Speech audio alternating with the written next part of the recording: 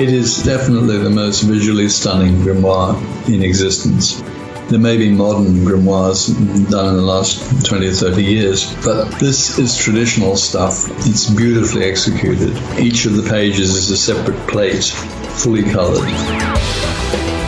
Salutations, listeners, and welcome back to Glitch Bottle, where we uncork the uncommon in magic, mysticism, and the generally misunderstood. I'm your host, Alexander F., and today we are excited to welcome back to the podcast internationally acclaimed author, practicing magician, and scholar, Dr. Stiven Skинner.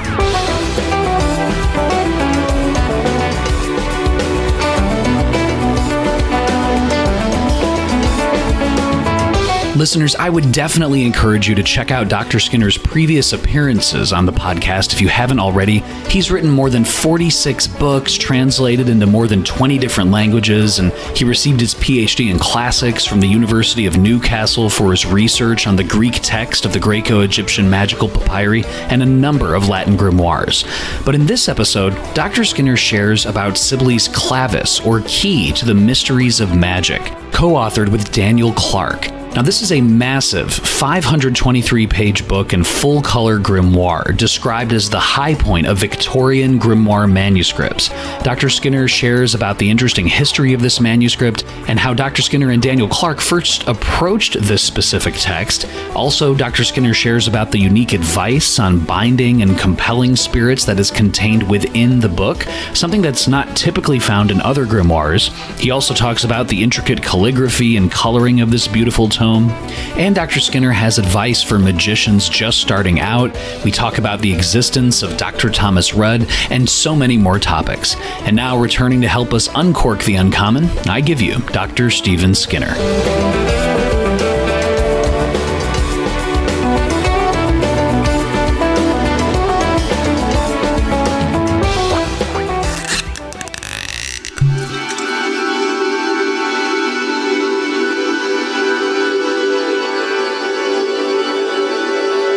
Dr. Stiven Skinner, as always, thank you so much for the generosity of your time and joining us again on the podcast. My pleasure to be here. Dr. Skinner, this is 523 pages. Can you kind of talk about the genesis of how yourself and Daniel Clark came to present this full-color grimoire to the world? Sure. The grimoire itself is 271 pages, full color. In addition to that is my transcription of it, which makes it much easier reading, and introduction. And then Daniel's done historical stuff about the people which were involved with this grimoire. It's quite an interesting document. It was, in fact, Daniel Clark who drew my attention to it, because I didn't realize it even existed. When you think about grimoires, some of them have got red and a few other colors, but this one has got the most amazing pentacles, circles, and a lot of text explaining what to do with them. So when Daniel told me about it, I thought, oh, another grimoire. Well, yeah, I'll read it sometime. But he insisted, and when I looked at it, I was just knocked out. And the person who did it, or originated it, was Ebenezer Sibley. And he's a sort of key player at the end of the 1700s, 1790s. He was single-handedly producing huge volumes on astrology. One of them ran to more than 1,000 pages. Also works on magic. He started off with astrology, and in fact his biggest astrology book had a small section at the back which said, oh, don't confuse astrology with magic. Magic's another thing altogether. And he got such a response from that little bit at the back that he then went on and did more. So this grimoire, the core, which is Solomonic, was done by somebody called Rabbi Solomon, not claiming to be King Solomon in this case. And it exists in a couple of French manuscripts. And Sibley translated that manuscript into English. And then various things were added to it after that. Full 10-whole books, as it were, in there. So there are the pentacles for each day of the week, for each of the 7 planets. And there are pentacles in there which don't appear in any of the standard Key of Solomon that we've seen. The third section, he goes into specific experiments with 4 specific spirits, showing not just how to invoke them, but even amazing paintings of what they look like. A little bit scary, one of them. And going through which circles to use. And these are the spirits Berto, Visago, Agares, and Bilfaros. Some people listening will know that 2 of those are from the Goetia, but his approach and detail of the seals and so forth is pretty unique. He then gives circle and layman for all 4 spirits. Then there's a section which is like a mini magician's tables, which he refers to as the Wheel of Wisdom with correspondences, so that's pretty straightforward. And then something which was added afterwards, probably by Frederick Hockley, is a secret and complete book of magic science, with a number of very beautiful plates showing seals, characters, perfumes. And inside of that, it goes into the bond of spirits, how to actually bind the spirits, something which is not touched on in any detail in virtually any other grimoire, and a key important thing. The 6th part is crystallomancy, probably Hockley again, because he was very, very keen on crystal gazing. It has, again, more on binding spirits, but also on the equipment used with crystal gazing. And then there's a fascinating section which he calls miscellaneous examples and experiments, where there are particular talismans for keeping spirits or people out of your home. Invocation of spirits of Venus into the crystal. There's just so many things. The contents page goes on page after page. There's a section on geomancy, and then there's some very interesting magical experiments. And finally it finishes up with magical tables. And then to that, Daniel Clark, who worked on it with me and who drew my attention to it, has done some brilliant biographies of the people involved. Ebenezer Sibley, John Denley, who owned the magical bookshop in the early 1800s, Robert Cross Smith, Major Irwin, and Robert Thomas Cross, who's quite often confused with the previous guy. And then there's a full transcription, so you don't have to read the handwriting if you don't want to, although the handwriting is beautifully done and is quite readable. So when I actually saw this, I thought, yeah, this has got to be published. Joseph Peterson did a clavis or key, I think about 8 or 10 years ago, and there's some duplication on the first part between that and this one, but this one has got everything in full glowing colour, and there's a lot more additional bits on the back. So I thought this is not really a conflict, because I would not like to conflict with anything that Joseph's doing, because he does some fabulous work.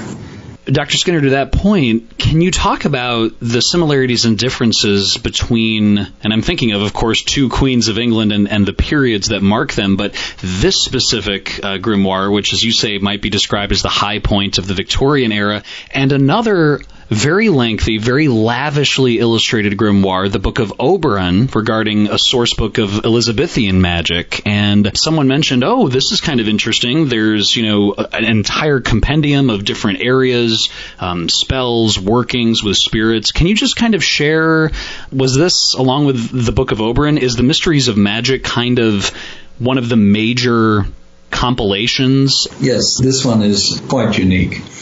There is overlap with the Book of Oberon because Robert Cross Smith owned the Book of Oberon, if I'm not mistaken. At least 1 or 2 of the people who contributed material to the Mysteries of Magic actually owned the Book of Oberon, or actually Oberion is the name of the spirit.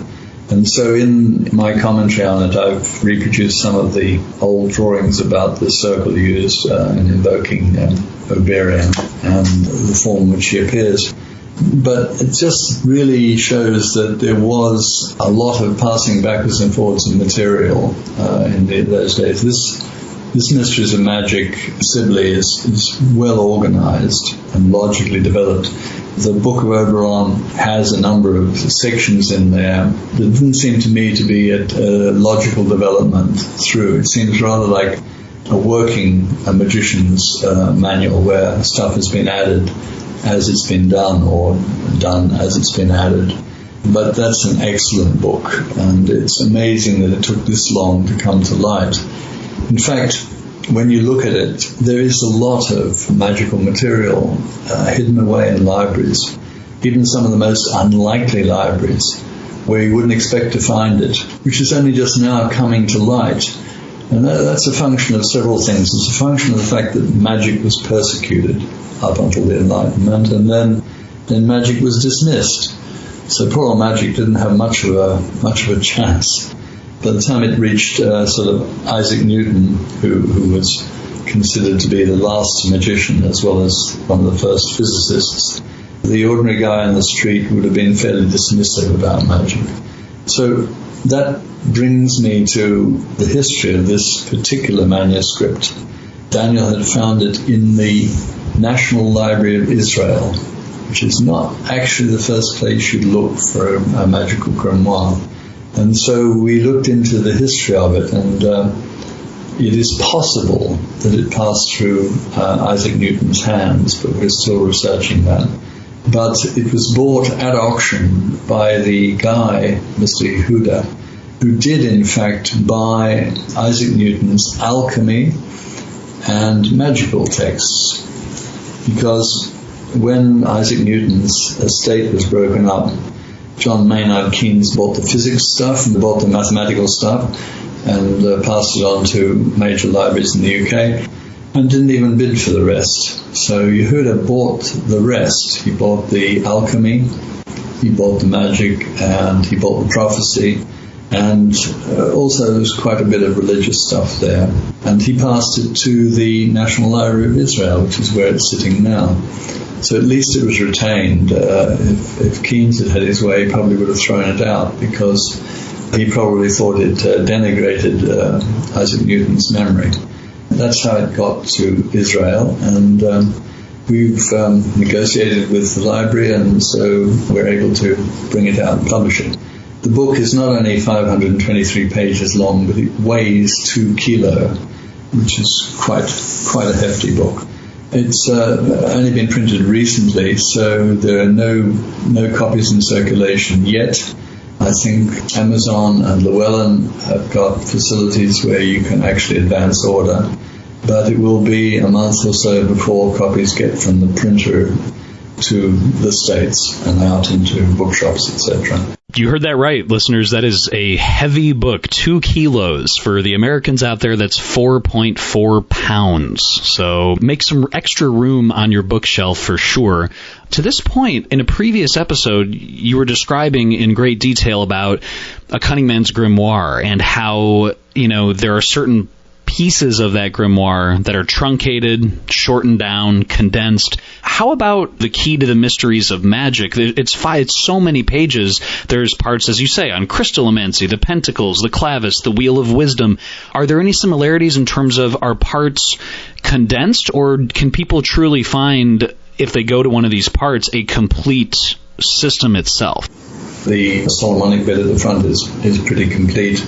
The hints in there about things like binding and spirit bonds and so forth are fairly unique and valid. Sibley was a key person because he lived just one street away from Francis Barrett, and I believe he was probably Barrett's teacher in these matters, and Barrett later went on to publish the Magus, which has been in circulation for quite a while now, and most people will have seen it, which is quite a good summary of Agrippa and magic generally. He also set up a magic school, which was only thought to have possibly existed before now, but we've managed to track down people who actually attended his school and then later went and set up their own magic schools. But that's another story. So Sibley, by teaching Barrett and interacting with Barrett, had quite an effect on the history of magic. His books, particularly his astrology books, were used by some of the cunning man that we've spoken about, because I managed to track down where some of those volumes went. He was quite a key figure for the astrology side of things. There is certainly a difference between Solomonic magic and astrological magic or lunar magic, based on the mansions of the moon. Can you just elaborate on that a little bit? Yeah, there are basically two types of magic circulating in Europe over the last 2,000 years. Solomonic magic derives from the Greek environment of Constantinople or Byzantium, and before that from the Greeks who lived in Egypt. So there's quite a long connecting line between Greco-Egyptian magic, the Byzantine Agramantia, and the Key of Solomon. That's how it arrived in Europe. The other strand comes from Arabia, Arabic magic, and that comes through Spain, where the Picatrix was first translated into Spanish and then later into Latin. That form of magic relies not so much on evoking spirits, but it relies upon just creating talismans at the most appropriate astrological time. And so for that kind of work, the 28 mansions of the moon are essential. A fairly good knowledge of the paths of fortune and various other astrological things are necessary to make that work. And you really shouldn't confuse the two. Having said that, some of the cunning man used a bit of this and a bit of that. Not ideal, but so the methods did get a bit mixed. The mysteries of magic, the clavis, that does not have Arabic-orientated magic in it. It's almost entirely Solomonic. Plus, it has things that you associate with Solomonic magic, like geomancy, scrying, crystallomancy, and so forth. And as you've shared, Dr. Skinner, this is a very, very ornate, just beautiful book, and certainly worth, as you mentioned, for those interested in evocation. The unique advice on binding is very interesting. And one of the things that's mentioned about the book is it is a very significant magical text, and the book has more than 200 pages of commentary and explanation, which you've touched on. Can you just share a little bit about that? Because I think it's probably fair to say that that's such an interesting aspect and very rare. Usually most books don't come with that much commentary and explanation, and that just seems like a very valuable thing. Yes, I worked with Daniel Clark on this, and he put together a lot of the historical side about where different manuscripts went, because this book was passed hand to hand, and the copies that were made from it, there were a total of 14 different versions of this that were circulating, were not published ever. They remained in manuscript until Joseph Peterson did one of them 8 or 10 years ago, and Daniel and I are doing this one now. But before that, it was purely circulating in manuscript form. Can you just talk about the process of the commentary and explanation? I think listeners would just find that really valuable. Well, a couple of hundred pages are just the transcription. It's 271 pages of the actual grimoire, a little bit of history, and then I've explained, how each of the sections should be used. I've got a few interesting things in here, like, for example, in the Goetia, the spirit Agares is described as riding on a crocodile with a goshawk on his wrist. He appears also as one of the 4 spirits for which very specific instructions are given. And I was lucky to get a brilliant painting of the spirit by Michael Sugianto from Jakarta, which I've reproduced in the book. But to answer your question, in amongst things like the specific rituals for the saga, there's an explanation about how you use the demon kings to compel the spirits. Mostly that's not explained, but the equipment for doing it and how to go about it is explained in this book. And for the spirit Berto, the significance of the wyvern, which is used in that ritual, is explained. And that's an interesting one because it relies upon 2 separate circles, one for the spirit and one for the castist. Now, Berto also appears in the Book of Oberion, or Book of Oberon, but with slightly different instructions. So all these bits fit together rather nicely. In your experience, Dr. Skinner, have you ever, or does there exist a book like this that has the amount of both practical information and the kind of aesthetic calligraphy and like visual pieces? It just seems like this really does combine both. It is definitely the most visually stunning grimoire in existence. There may be modern grimoires done in the last 20 or 30 years, but this is traditional stuff. It's beautifully executed. Each of the pages is a separate plate, fully coloured. A little bit Victorian in its colouring, but you can sort of forgive that. It started in the late 1700s. I think most of the work on this particular one was done in around about 1830, 1850. For the uninitiated, when you say that one must forgive that it's Victorian in colouring, could you elaborate on that? Yeah, there's rather more pink than I would have liked to have seen in a grimoire. It's very brightly coloured. Most grimoires are black and red, not bright green and purple. The calligraphy is beautiful, and the backgrounds are drawn in great detail. And things like the wands, the names on them are done in Gothic. It's just beautiful to look at. So it's an encouragement to actually do the work and do the conjurations, which is what all these armchair magicians need to get out of their seats and actually get to doing it. To that point, Dr. Skinner, I was just struck with the amount of information in this massive collection, this massive grimoire, and I kept thinking, does this have any strong parallels to the hygromantia, which you've commented on and obviously have a great deal of knowledge on? And can you just kind of talk about it? Because when I'm seeing things like Part 6, crystallomancy, there's geomancy. I mean, it seems like this book is the result of many tributaries of influences, Greek and Latin, and I think it's been added to over a period of 20 years or so by different people. Yeah, I wouldn't compare it with the hygromantia. The hygromantia is a much more structured grimoire. Yes. In fact, the illustrations in the hygromantia, the calligraphy, etc., is terrible by comparison. I mean, even getting the alphabets or the seals out of that is a matter of reconstruction. Whereas in the Mysteries of Magic that we're talking about, everything is beautifully executed. There are a few defects with the Hebrew and things like that, but I've noted that, and they can easily be overlooked. There's just such a wide variety of things. A charm to protect against thieves. There's another charm if somebody's stolen something to get it back. And it's not terribly moral. Another one to cause destruction to enemies, which I'm sure everybody at one stage or another has thought about. And a very alarming drawing of the spirit of Irian, who was obviously a greatly popular spirit in that time.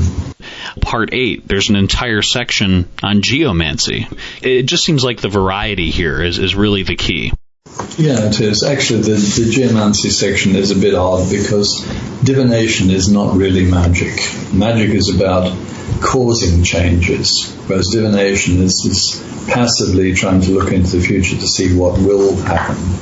One of the reasons why I like both feng shui and magic is that both of them are about getting things changed rather than looking ahead and saying, oh my God, is that going to happen? Or what am I in for next year? And so on. So I don't rate the geomancy section terribly highly, but there are other sources for if you want to learn geomancy. In fact, I've done a rather sizable book, Geomancy and Theory and Practice, which would be much easier to work from than this. But it's sort of part of the book, so there it is. I haven't taken anything out at all, or even added anything. You mentioned that the instructions regarding binding are pretty unique, and I'm remembering in one of your previous books, one that I reference many times every month, is the Goetia of Dr. Rudd, where you lay out the 6 steps of the Solomonic technique, everything from Consecratio Dei, where the initial prayers, all the way to the license to depart. Binding is something that you really emphasize, but can you share about what makes this advice or this wisdom about binding so unique? Is it just that it's never been seen anywhere else? Very few grimoires explicitly explain this. If you're working with another magician with greater experience, then he would explain that binding is one of the key parts of the Solomonic magic as you're listing them. Because when you call the spirit, that is not the end in itself. I know there's an awful lot of people who say, I'd like to do evocation so I can see a spirit. Well, that's sort of fairly pointless. You do evocation so that you can get a particular thing done, changed, or whatever. But when the spirit is called, you then have to make, if you like, a compact with them. You need a bond with the spirit, and it's not like the Faustian bond. You're not giving away your soul in exchange for 20 years of happiness.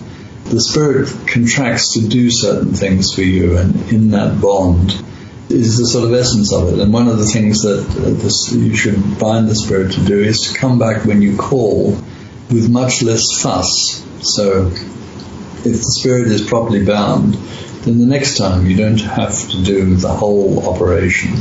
You can use the short form. The spirit, it doesn't become a familiar, but it becomes a spirit who is familiar to you that you can use again and again and again. So binding is important. Otherwise, you just call a spirit to do an operation, then you've got to start all over again, calling another spirit to do a different operation, and so on. So that's why binding is important. Someone recently said to me, well, binding is such a harsh term. It makes it seem like you are dominating and, chaining up the spirit. But can you kind of share about how this is about fulfilling the agreed upon terms and it's not really domineering the spirit? People have got so politically correct and fussy about things like this. In the old days, if you were an apprentice, you entered an apprenticeship contract, and the contract said you would work for fairly minimal wages plus board and keep for 5 years or something. But on the other side of that apprenticeship contract, the master, who was a master carpenter or a master sculptor or a master builder, would teach you the trade. So at the end, you will be able to do all the things that he can do. Perhaps not quite as well, but you will be able to. So that's a sort of contract. And even nowadays, if you join a new job or a new company, you'll sign a contract which says they will pay you, but you will turn up every day at 9 o'clock and you'll work for so many hours and you'll get lunch off and so forth. So there is always a contract. You can't just do a wishy-washy, oh, please will you do this for me? So even the spirits, you have a bond. You're not chaining them up, but you are making an agreement. You can look upon it as a gentleman's agreement, if you like.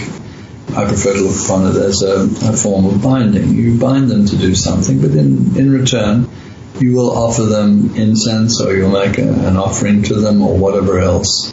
That's almost a personal equation that you work out with the spirit. And as John King rightly said, there are responsibilities on both sides. The spirit is contracting to do stuff for you, but you're also contracting to do certain things for it.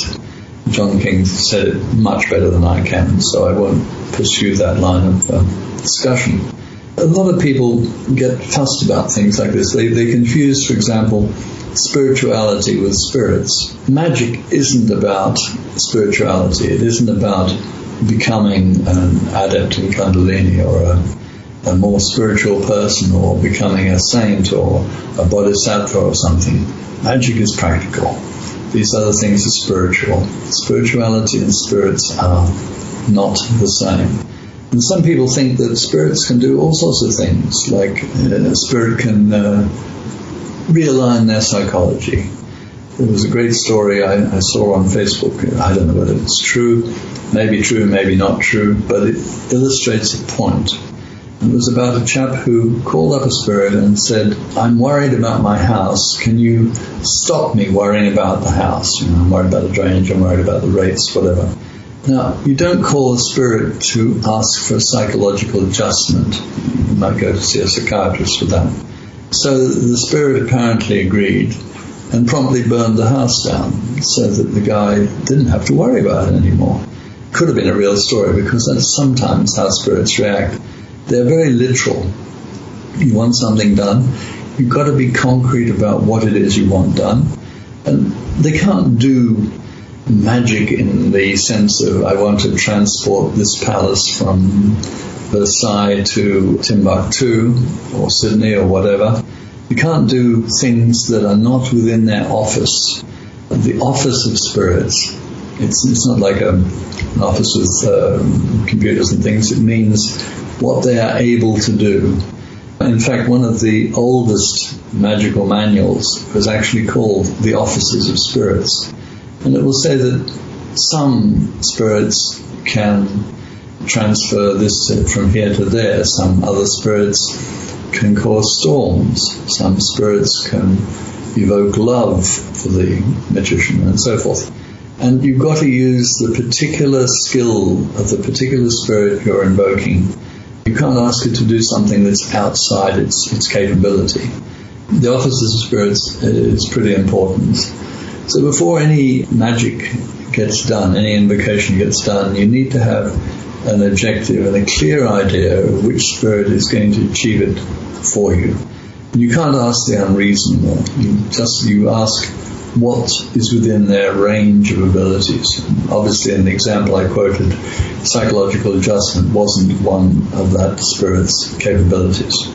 Bottom line, don't confuse spirituality with spirits and only ask what they can do, but have a clear idea of what that is, not some wishy-washy idea, because spirits don't take wishy-washy ideas very, very easily. They need to be told exactly what to do.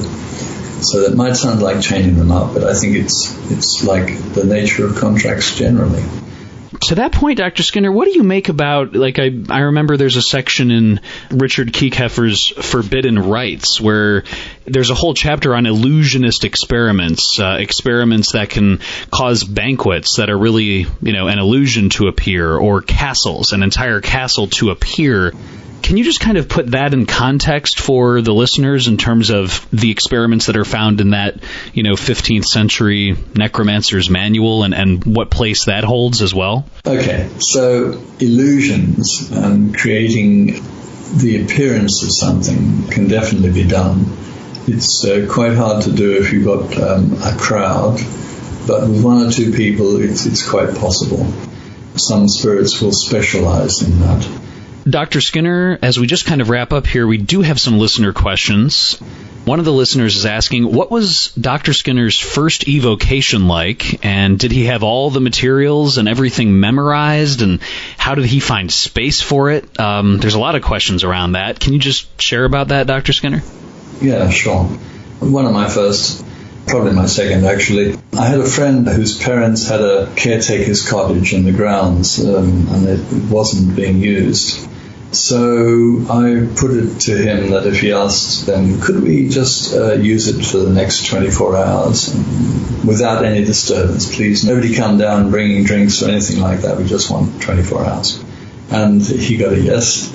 And so we had the time to chalk the circle on the floor to get the right incenses together. And we did a fairly thorough evocation. And one of the things that we were a bit short on was a reason for the invocation, because in truth at that point I just wanted to see if it would work. However, it did work, and we got a fairly ghostly image in one corner of the room. We're just about where I'd hoped it to be, not in the triangle, unfortunately, but in one corner of the room. And so it did work. The question was, did I have all the materials? Well, I had the right incenses. I did have most things memorized, but I had a script tied by string to my waist just in case, and I had some basic tools, and I did very thoroughly consecrate the layman, went around the circle with a knife. I was pretty lucky, I think. Memory failed part of the way through, but with a quick peek at the script, we plowed on. The next question here is, the questioner says, I've had very few successes in my magical practice. I would say I may get a hit 2 out of 10 times. Dr. Skinner has mentioned that the Greco-Egyptian magical papyri would dictate success rates of 18 out of 20 times or something like that these rituals were highly effective and not due to mere chance. So what could Dr. Skinner recommend to magicians who may have hit a wall and they might be facing burnout? Do you have any advice, Dr. Skinner? Well, first of all, I would ask this listener what happened on the 2 times out of 10 when they had a hit. Did they get a concrete external result, or did they get a visual, or what did they actually get?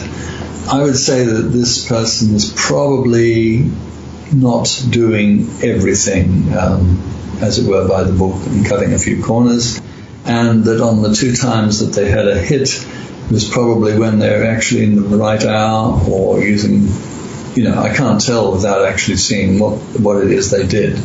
If you're facing burnout, it's because you're not doing it right. You need to sit down, think of a really good reason for doing an operation and a concrete result that you can measure it by, not just the feeling that you get or something like that.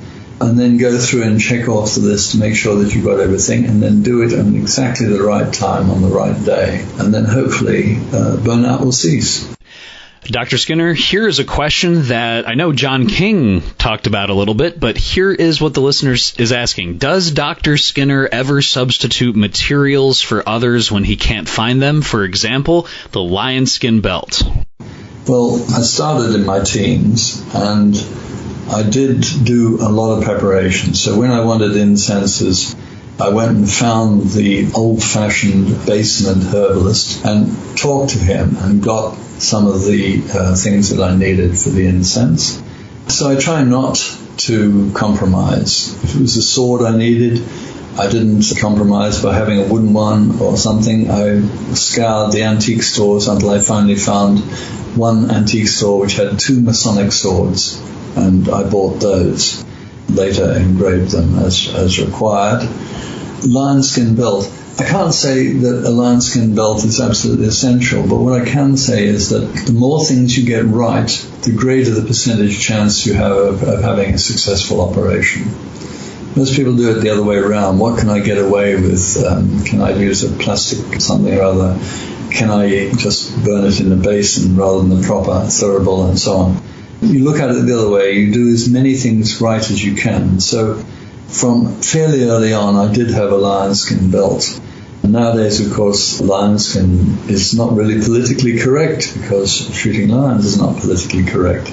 So I was lucky to live in Sydney, where the local zoo, Taronga Park Zoo, had a policy of not wasting the animals that died of natural causes, but retaining the pelts and skins and hooves and horns and God knows what else, many of which finished up in the director's private house, but some which came up for sale or pass along. And so I was lucky to get my first lion skin that way. So it was from a lion that had died of natural causes, and there you have it. So I did try to do as many things right as possible. I can't offhand think of things which I had to substitute, but there would have been a few.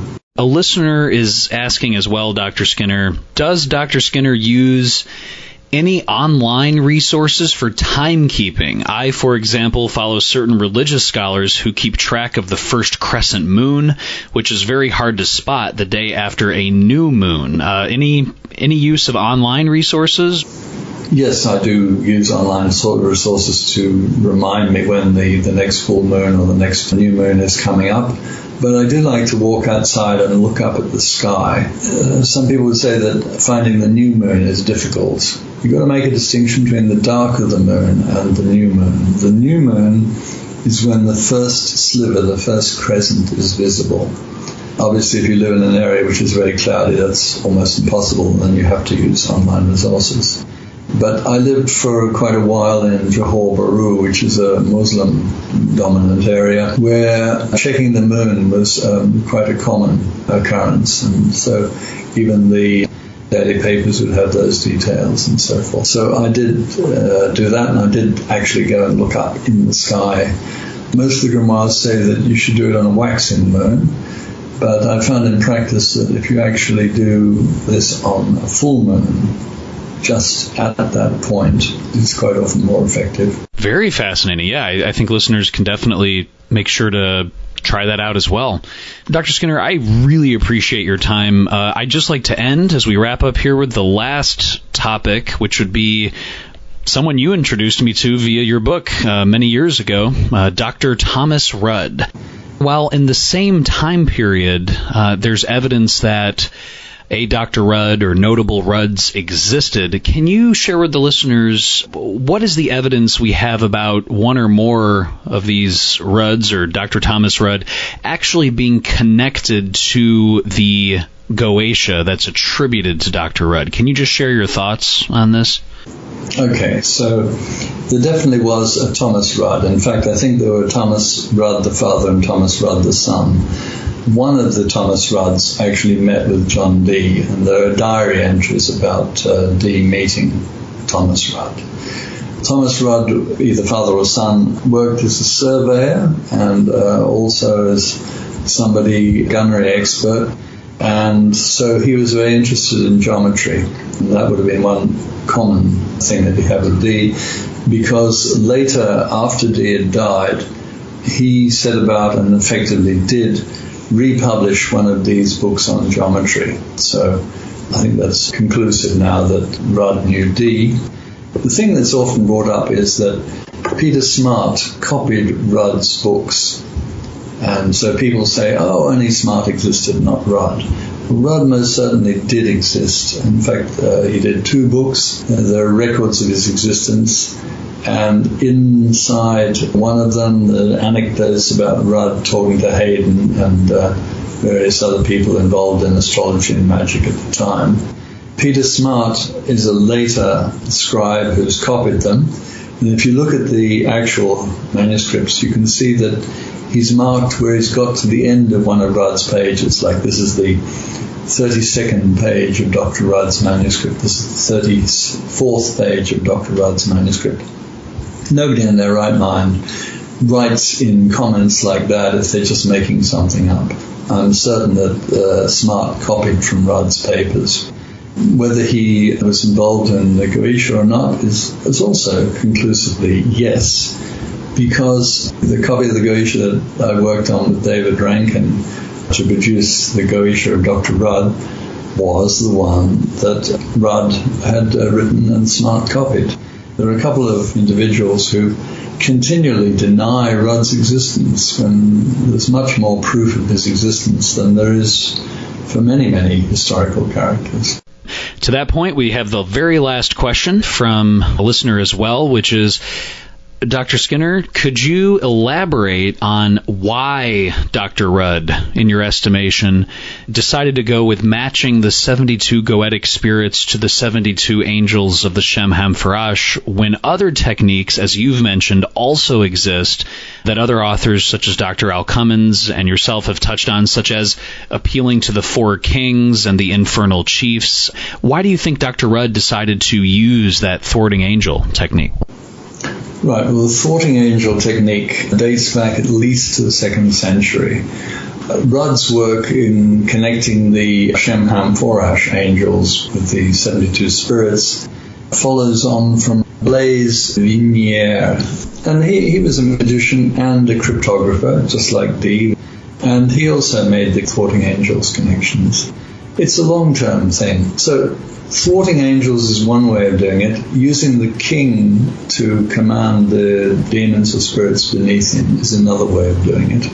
I don't see that there's a problem with that. And to say that it's just a coincidence that they're both 72, well, that's true as well. There are a lot of things that are 72. Various time ratios and things use 72. Dr. Stivен Skynner, I cannot thank you enough for stopping by the podcast. Truly, truly appreciate your time, and we certainly hope to have you on again soon. Okay, thank you for having me. I appreciate it as well.